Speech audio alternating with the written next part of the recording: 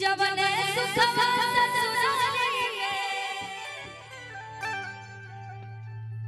के जवने सुखवा ससुरारी तब सुखवा देखो चाची लोग के चेहरे पे मुस्कुराहट आ गई है, एकदम कमल की तरह खिल गई। अब नहीं किया काला सब मन के बाद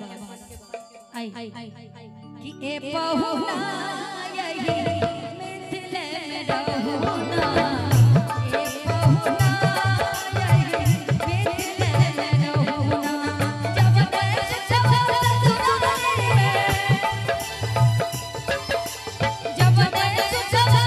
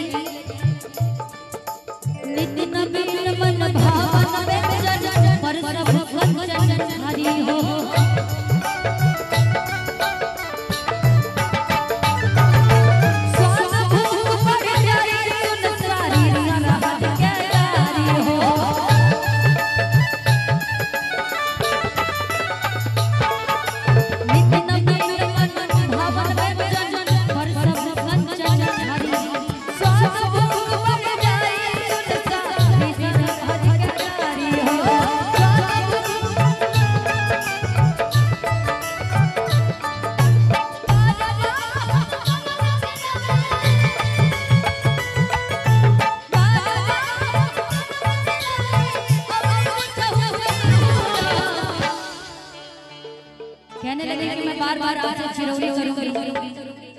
ये जब राम जी बारात लेकर के मिथिला में रुको राम जी जब बारात लेकर के मिथिला में आते हैं तो जो जितनी महिलाएं हैं वो उनकी सेवा का भाव जगा करके कहती हैं कि ए बहुना और मिथिले ए बहुना मिथिले में रहूना ए बहुना मिथिले में रहूना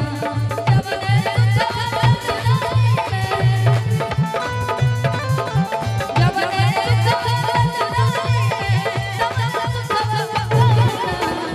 ए